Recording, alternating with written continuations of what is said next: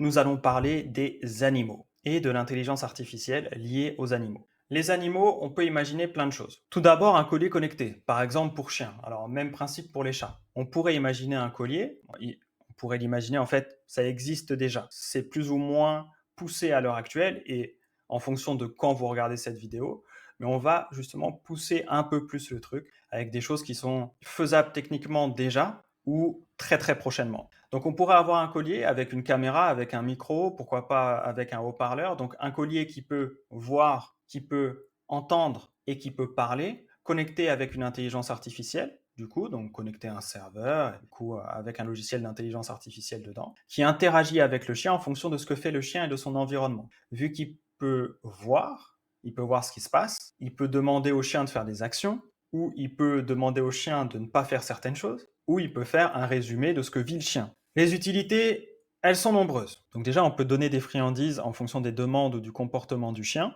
et on peut automatiser ça avec une IA qu'on aurait préprogrammée, à laquelle on aurait dit, par exemple, bah voilà, si mon chien a faim, tu peux lui demander s'il veut des friandises, s'il aboie, ou s'il s'assied, ou s'il va dans tel endroit dans la pièce où il y a le distributeur de friandises, tu peux lui demander de faire une action, par exemple de s'asseoir. S'il s'assoit, tu lui donnes une friandise. Bon voilà, et tu fais ça maximum 3 fois dans la journée pour pas qu'il devienne complètement obèse. Je sais pas. Voilà, ça c'est des choses qui sont tout à fait possibles. Peut-être un peu frivoles, pas forcément très très intéressant au niveau technique ou au niveau de l'utilité pure. Cependant, je ne doute pas que ça intéresserait déjà beaucoup de propriétaires de chiens et de chats et d'autres animaux de compagnie au sens large. On pourrait aussi créer des résumés avec l'IA de ce qu'a vécu notre chien en notre absence. Parce que l'IA verrait en permanence, en tout cas elle pourrait, le collier pourrait voir tout ce qui se passe, et donc on pourrait savoir que notre chien, qui est resté dans la cour toute la journée, a aboyé 3 passants, dont notre voisin 2 fois, une fois parce qu'il est allé chercher le pain,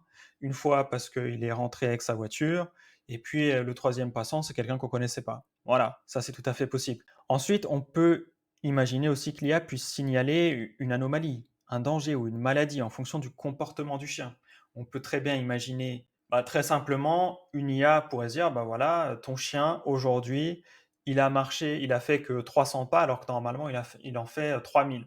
C'est peut-être qu'il y a un souci, vérifie. T'as pas été là aujourd'hui, t'as pas pu le voir, mais vérifie. Et du coup, l'IA va pouvoir t'informer tout de suite, que tu sois là ou pas. Parce que quand on a un chien ou un animal de compagnie, on peut voir quand il est pas bien. Mais parfois on n'est pas là, parfois on pense à autre chose, on va pas le voir tout de suite, alors que l'IA, elle serait programmée pour vérifier ça dès que possible, tout le temps, en permanence. En tout cas, on pourrait programmer une IA pour ça. On peut très bien aussi imaginer un point de vue extérieur, parce que là, on peut calculer le nombre de pas ou la distance parcourue par le chien et puis en déduire plus ou moins des choses. Et avec aussi tous les facteurs, est-ce qu'il a aboyé beaucoup ou pas aujourd'hui? Est-ce que bon, plein de choses, tous les facteurs que vous pouvez imaginer. Mais on peut aussi connecter cette intelligence artificielle à une caméra, par exemple dans la pièce où le chien passe le plus de temps ou le chat. Et du coup, si avec de l'analyse d'images, ChatGPT aujourd'hui peut analyser des images, donc les IA peuvent le faire. On peut très bien se dire, bah voilà, peut-être que le chien a eu un comportement bizarre aujourd'hui, peut-être qu'il s'est battu avec le chat, peut-être que...